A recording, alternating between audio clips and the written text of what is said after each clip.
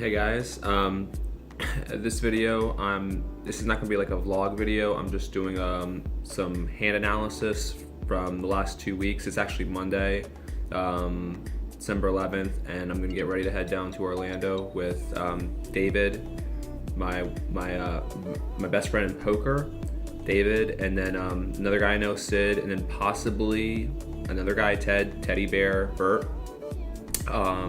He may be coming, he may not be coming. So, but yeah, they're gonna meet me here at my parents' house, which is where I'm at right now. And then I'm taking my Equinox down to Orlando, and we're gonna play some poker down there. Also gonna visit my business partner Tony. He just came back from the Philippines, so I want to see how it. Well, I've been talking to him a little bit, but I want to also, hang out with him while we're down there for probably around a week or so. We have a house we can stay at for free, which will be nice. And I think we'll be coming back on Saturday or Sunday, and then I'll probably spend a couple days in Lynchburg, and then probably go back up to the MGM from there. In the meantime, I have been playing a decent amount of poker, but I've also been sick, and I'm still a little bit sick right now. I got a bit of a sore throat and a bit of a stuffy nose, but I've been playing a decent amount of poker pretty much every single day, but no really long sessions. Probably the longest session is maybe 4 hours, maybe 5 hours tops. We've had a couple nice size wins just recently, so we were sort of just treading water there for many sessions in a row, and now we're back up on a small upswing, so hopefully we can keep that going. But we played a lot of hands, some really interesting hands, a lot of just standard stuff. We did lose with the nut flush in one decent sized pot to, not on the paired board, we lost on the to a straight flush. A straight flush beat us on the river. I thought I had the nuts, turned over my hand. The guy said it's not good, and I happened to see that straight flush did get there on the river. Then literally two hands later, we won with a king high straight flush in a pretty big pot also. So we've had some interesting hands, but there's basically 4 hands in the last 2 weeks that I played that probably I would say were some of the more interesting hands. So they're going to be the hands that I'm going to go over with right now. All right, and the first interesting hand, I don't remember exactly which session this took place, but we had about $700 to start this hand. And how it goes is undergun limps. We're undergun +1. We have ace of diamonds, 7 of diamonds, ace of spades, 7 of clubs. So double paired hand, single suited aces, very strong hand. We make it 20. 2 people in middle position call the 20, the big blind calls the 20, and under a gun also calls the 20. So there's going to be 5 ways to a flop, $100 in the pot. The flop comes 8-5 deuce, 8-5 of spades, deuce of clubs. So we have our still aces, obviously we still have our aces. We have a backdoor nut flush blocker. We have 2 sevens in our hand, so we can rep straights also. So we have a lot going on in this flop, but we didn't hit it very hard. Big blind just pots for 100. He's first act, he pots for 100. Undergun folds, and now it's on us with 2 people act behind us. Because we have so much backdoor bluff equity, that's what I would call it, although I don't even know I just look at this hand and I'm like, well, there's a lot of turns that I can rep strong on. So I call the 100, and the 2 people behind me fold. So there's 300 in the pot going to the turn. So it was 8-5 deuce. The turn is a 6 of clubs. So it puts a straight out there, puts a backdoor flush draw out there. The big blind, who I believe at the time was a rec player, and it turned out he is a recreational player. So he shuffles his chips for about 20-25 seconds and then makes a check. So he basically just opened the door for us right there. So I take it, we bet 250. He calls pretty quickly. Within 5 seconds he calls. So I'm like, okay, he definitely has something here. So my plan going onto the river was, I had it pretty much thought out once I bet the turn he called. On board pairing rivers, if he checks, I check behind. If he bets, we fold. On rivers where the board texture doesn't change and the straight is still the nuts, if he checks, I'm blasting at that river. On board changing rivers where the flush hits and he checks, I'm blasting those rivers too. So I pretty much had all my contingencies thought out, and the river card was the one contingency that I hadn't planned for. So the river is actually the 6 of spades. So it does bring in the flush, the front door flush, where I have my ace blocker, but also pairs the board. And he checks it over to me pretty quickly. So, I mean, I already talked this hand over with a few people, and this is just the way I was thinking in the moment. So once he checked to me, I counted out my stack, because the big mistake I think I made on this hand was I bet too big on the turn, because I actually had just lost a pot prior to this hand, and I hadn't taken that into account. I thought I had a much bigger stack, but when I was counting out my stack, I saw I only had $325 left behind. There's exactly 800 in a pot. With my $250 turn bet and his call, there's 800 in the pot. So I count out my stack, I saw I only had 325, so less than a half pot size bet, which means if I put it in there, he needs less than 25% to call.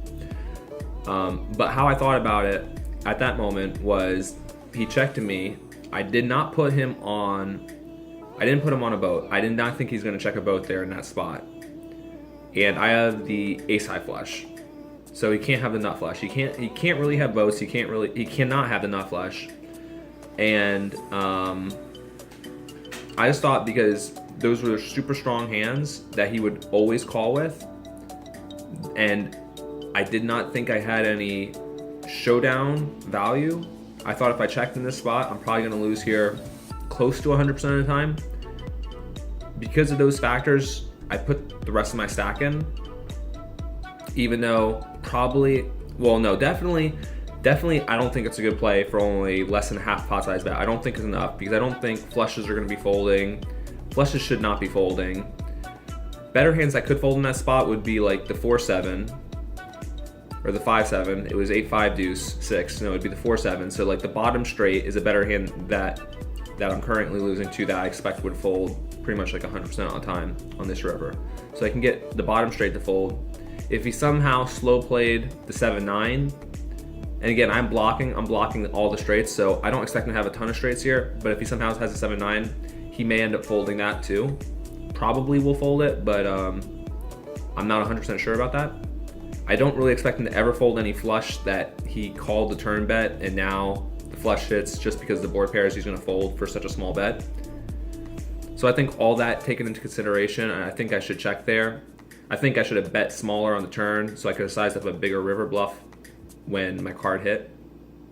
But I did bet, and he thought about it for like 20-25 seconds. I could see he was definitely like in some pain. So I was pretty sure he probably had a flush here at this point. And sure enough, he actually turns up the jack high flush and ends up folding his hand. So I wasn't expecting him to. I don't really know what I was expecting, actually, to be honest. I was hoping he would fold, but the bluff was more there was just money in the pot, and I didn't feel like I had any showdown value, so I wanted to try to take it down. That's really all it was. I don't think it was a good bluff given the size of the bluff in relation to the pot, but it did actually work out for us. But I talked this hand over with a few of my friends, and I definitely should have sized smaller on the turn, but I guess I should have just known what my stack was. That was the real issue. I thought I had more money in my stack than I actually did. All right, in this next hand, this is going to be a short one. This one's not too interesting, but what happens is, so we're in the button. We have about 350 to start. So it's three early position limpers, maybe like an early position and 2 middle position limpers on the button with ace of diamonds, 6 of diamonds, 8 of spades, 5 of spades, double suited, and with an ace and 3 connected cards. This is like probably my favorite hand to play. Make it 25 from the button. Small blind, player or small blind calls, and then the other 3 limpers also call. So 125 to the pot 5 ways. Flop comes pretty good for us. It's ace 6-5 rainbow, so it gives us top 3 pair. Everyone checks to us. We bet 100 into 125. Small blind calls. First limper thinks about it for a while, and also calls, and then it's the other two people fold. So 425 in the pot. We have just over 200 behind. So when the first guy called, I was pretty much just going to go with it on every single turn. When the second guy calls, I was thinking about which turn cards can I possibly fold to given certain action. I think if it's like a 7 or a 4 or an 8, or like any card that, because it's a rainbow board, any card that brings a straight, if someone just pots it into me, I think I do have to fold on the turn. I mean, it does kind of suck, but not really. If they have a straight, you know, I have like I have 6 outs to vote up. I'm definitely not really getting, unless I hit like an 8. So then I would have 8 outs, but still that's not really the right odds to draw to a boat. So I was planning on going, if it got checked to me, I was just planning on putting it in. If it got checked to me, I was just going to put it in. And then if someone led into me, depending on what the card was, sort of just deciding. Turns out the turn was the ace, so gives us the nuts. So ace 6 5 ace. Small blind just leads out for pot. So I know when he leads out for pot, he has most likely just like a big ace, which is great. And then small blind folds, and we obviously make the snap it off. And I'm hoping he has just like an ace and a 5, you know, for a worse boat, and maybe like 1 over, best case scenario. He says he has all the overcards after we call him, and it's a jack on the river. So I was like, so I just turned my hand over, and he turned over ace, king, queen, 10. So the jack was the one card that he missed. He had all the other Broadway cards. So we ended up taking down that pot. And that guy, unfortunately, he had a pretty big stack at the time, and I was having a nice conversation with him, but he went on a pretty sick downswing, and I think he ended up losing his whole stack. And he had a pretty big stack when he first got to the table, but he built it up pretty quickly. And then that was like the hand that started his downfall, which kind of sucks. I mean, he's like a nice guy. I was having a nice conversation with him, but that's pretty much where his downfall started, with that one hand. All right, now in this hand, so this hand takes place against Chris Brand, who I believe came in 24th or 26th in the 2015 main event. So I've been watching him at the table for maybe an hour or so. I just assumed he's probably a pretty decent player. He wasn't doing anything to make me think he was just spazzing off. Even though he had a really deep run in No Limit, I figured he's probably a fairly okay Omaha player also. So so that's actually kind of important that I have that read on him. Like, he's a competent player and not just like donking around. So he opens the 15 under the gun, and it folds to me in a small blind, and I have queen, jack, jack 9, 3 spades.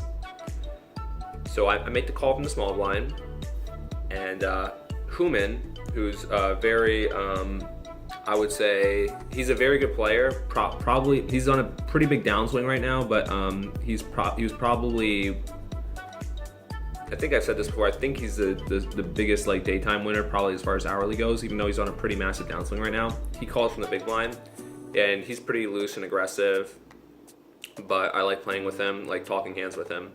So 3 ways to the flop, $45 in the pot. Flop is about as good as probably the best flop, like one of the top flops I could get. So I'll just say what it is. It's 10, 9, 8 with 2 spades. So we have queen, jack, jack, 9. So we flop middle pair. We flop the nuts. We flop a queen high flush draw. We have I think the 7 of spades gives us the straight flush. So just smash it. We check, Human checks, Chris Brand checks behind as well. Okay, so the turn is a queen. So king jack now is nuts, but we have 2 jacks in our hand. Now we turn 2 pair. We still have our flush draw. It's time to bet. So we bet 30. Human folds, and Chris makes the call. So 105 into the pot going to the river. So the river is the 6 of spades. So it does complete the front door flush. All right, so on that river, I want to bet because I want to get value from a straight. I want to get value from possibly, I don't think a set's going to call, but the main reason I bet the river is because I sometimes will switch up my play, and if I check the river, and let's just say hypothetically, if I check the river and he has just the ace of spades, he's not going to bluff that ace of spades, because if I have a flush and I check, I'm checking to keep the pot small and to call a bluff. I think he would think that, I would think that. So, but if I bet like half pot, then it looks like I'm trying to get value from my hand, and it could induce someone, a good player, to just raise with the ace of spades. So it's more of a high variance spot because you're going to be put in a slightly tougher position, but you'll have an opportunity to win a bigger pot. So, and I have 3 spades in my hand too. So that's sort of like a factor as well. So I bet 50 into 105, sort of expecting like a raise is going to happen a decent amount of time, but being okay with it. And sure enough, he does make it 225 pretty quickly. And I don't think you can fold if you make this bet, because I think if you make this bet, you're inviting the naked ace to raise. And also, he's a good player, so he could definitely check behind the flop with the nut flush draw and call turns. And I mean, like, he can definitely have the nut flush draw here. That makes a lot of sense. But he for sure would do this play with just the naked ace of spades, just trying to get me to fold like a flush. And he knows I can't have like the nuts, so it makes a lot of sense for him to do this with just a naked ace of spades. So because I know he will make this play with that hand a large percentage of time, probably every time he just has the ace of spades, I don't really think I can call, or I don't really think I can fold rather. I'm kind of just betting and then calling it off, which is sort of a high variance spot. You know, if I just check here, I'll either just call a bet or it'll just check behind and I'll always have the winner. But as it plays out, I make the bet, he raises 225, we make the call, he just has the ace of spades, and we take it down. All right, last hand we're going over. We're undergun +1. We have queen, jack, 10-9 rainbow. So we open to 15, 2 callers in middle position, button calls, and one of the blinds call. So 5 ways to the flop, 75 in the pot. Flop comes down 8-5-4 rainbow. Blind checks to us. This is not a flop betting into 4 other people that I'm going to continuation bet on. We bricked it pretty hard, so we check. Next 2 players check, and the button also checks. So the button should not have pretty much any nutted hands, should not have any sets here, shouldn't have 6-7. Could possibly do this with a 2-pair type hand, but super strong hands should not be in his range. So turn comes in offsuit 9, so it's the 4th suit. We now have top pair and a wrap to the nuts on every side. Blind checks to us. On this card, I decide to bet, and I'm looking to bet pretty much every river. Rivers we brick, and then rivers we complete on.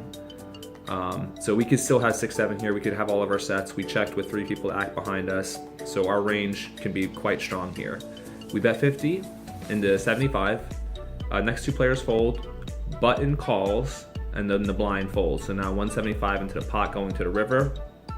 River is an ace, so doesn't really change a whole lot. If we bet on the turn with aces, now we have top set. 2-3 isn't really in either of our ranges, so overall I would say the ace helps me a lot more than it helps him. Our range here should be a lot stronger than his. We're first to act. 175 in the pot. I size it on the bigger side here, so I put in a black, 2 green, 2 red, so I throw in 160. He thinks about it for a little bit, he actually takes out the calling chips and has them in his hand as he's thinking about it. He ends up putting them back in a stack though and folding. So we get that one through, but I think that's a pretty standard bluff, I would say, in that spot. Our range can be really strong. He can't have really very many strong hands at all. Best hand he can have there, I feel like, would be like a bottom set type of hand. That's like best, I would think. I would think he would bet middle set on the flop.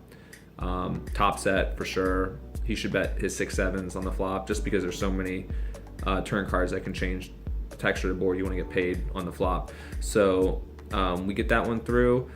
That day we finished up, I want to say around 600. The day before we had a really nice day also.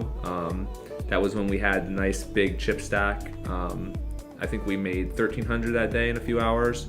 So we were definitely out of our downtrend. Well, it wasn't really a downtrend, it was more of just like a holding pattern, I guess you could say. But we are back on the uptrend, I would say, and looking to keep it going down in Orlando. So that's going to be it for this video. Just want to give you a quick update on some of the hands that I've played in the last 2 weeks. I played a lot more, but those were some of the more interesting ones. Now I'm going to go meet David and Sid and Ted, and maybe one other person in Powhatan here.